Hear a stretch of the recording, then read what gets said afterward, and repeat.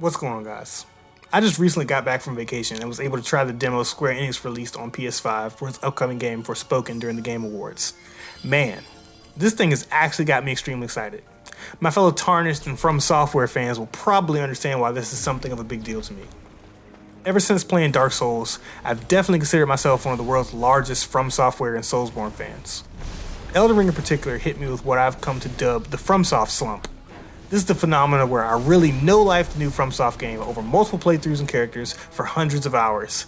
My body actually remembers how to make serotonin again, and I enter a state of childlike wonder, enlightenment, and true video game nirvana. And then following that, I just kind of descend to this serious slump where it's like, man, no game will ever come close to what I just experienced. Definitely nothing that's out now, nor anything that's coming out soon, and it just slightly obliterates my motivation to play anything else for months after this. Eventually, this is usually cured by finding something to play that grabs my attention and soft resets my expectations into something more in line with the reality of the games industry outside of From Software. Following Elden Ring, it was Xenoblade Chronicles, which can serve as a good segue into the topic of this video.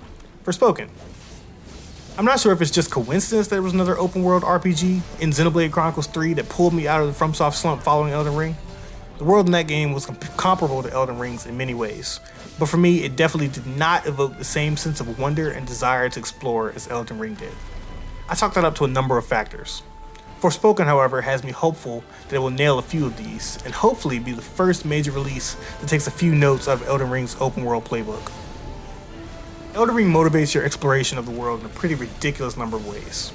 As a gameplay and systems focused player, the strongest hook that Elden Ring got into me was built on the foundation of strong, diverse combat. Hidden all over the world were weapons, armor, spells, skills, accessories, and upgrades that had the potential to significantly change the way that I approached combat and took on bosses, or otherwise reward me with new abilities that are just fun to do or fun to look at. Deep exploration of the world was the only way to find these things, and in finding them, I was giving new ways to play while continuing to explore. This made for a wonderfully diverse gameplay loop that continued to build upon and complement itself. Fight, explore. Fight differently. Explore more. Test your spoils of exploration in dungeons and against bosses. Repeat. Apparently there are hundreds of spells in Forspoken. It's impossible to say for sure, but after playing the demo, the optimist in me is drawing some pretty serious connections between these games. I can only hope that Luminous Productions let their imaginations run wild and stuffed as many spells and abilities into this game as they possibly could. Assuming that the spells on offer in the demo are just an appetizer for the full repertoire available in the main game, Forspoken has the opportunity to recapture some of the magic of open world exploration and extremely fun gameplay loops in a similar manner as FromSoft's open world masterpiece. Speaking of the gameplay loop, Forspoken already has at least two aspects that will almost certainly outshine Elden Ring: traversal mechanics and the motivation to engage in combat while in the open world. As much as I enjoyed exploring the lands between, the moment-to-moment exploration was largely fun because of the carrots held in front of me. Additional story reveals, new weapons, bosses, and finding new combat challenges. Even though Torrent is definitely 100% indisputably the best horse in video games, the mechanics of getting him from place to place were definitely not a great deal of fun in and of themselves. Torrent was essentially just horseback movement getting out of your way. He moved snappily and was significantly less of a hassle than his counterparts, but he can't compare to the sheer fun of something like web swinging through New York as Spider-Man, or flying in something like Anthem or Chorus. Play Chorus, by the way. The aptly named magic parkour system in Forspoken feels rather fun thus far, asking players to utilize a degree of both timing and route planning to most effectively and stylishly traverse.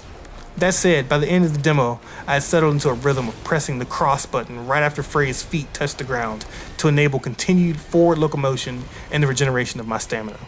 I'm hoping that the final release includes mechanics to also reward the player for focusing more on route selection and aiming to vault off and over obstacles to build speed and momentum. I'm not nearly as hopeful that this will be the case.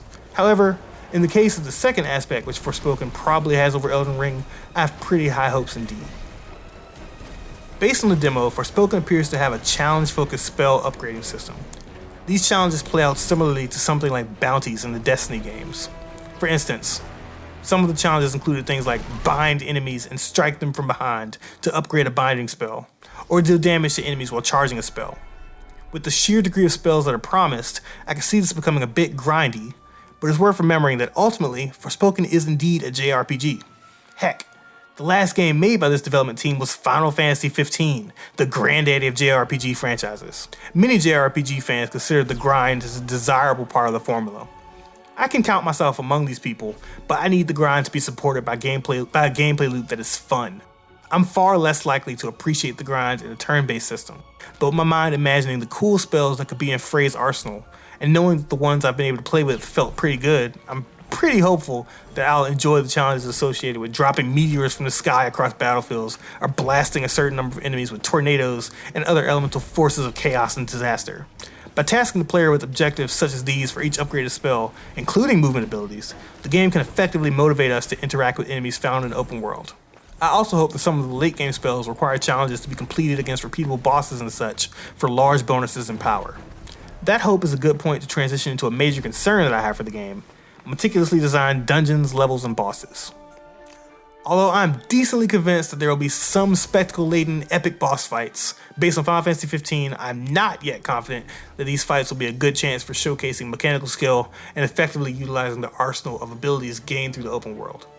At the end of the day, I'll be decently satisfied with boss enemies that are just fun to tackle in different ways based on Frey's accumulated arsenal of spells, but there's definitely space for challenging encounters which have multiple ways of approaching them, but also heavily incentivize the player to explore and come into these fights equipped with certain spells which could have been otherwise missed and greatly increase the challenge of these fights. I'm not holding my breath. Based on what I've experienced, there's definitely a possibility that we get this. What is also possible, but I feel is far less likely, is that we are treated to awesome feats of level design in between our exploration of the open world. It seems to me that Luminous has leaned into making the open world itself fun to exist and fight in. This loop can certainly be cool, but having a few meticulously crafted dungeons and levels to go through will definitely set this over the top. This is essentially me hoping that these elements are lifted from Elden Ring and the FromSoft games before them. I have little to no hope that this will actually be the case, but it's definitely possible within the framework of systems presented by the game. Even if spaces like these are one day added through DLC, I for one will be 100% invested in going through them. Time will tell what caliber of game we have on our hands with Forspoken. I have significant doubt that it will hit quite like FromSoft joints do, but I do believe that this game has serious potential to elevate the mage spellcaster fantasy in video games, and I anticipate that it will also be mentioned alongside Hogwarts Legacy in this aspect. Ultimately, I hope that FromSoft itself is also paying attention. I would love to see spellcraft systems such as these implemented by the master world builders of FromSoft someday, and honestly by the industry at large. Let's hope that Forspoken delivers.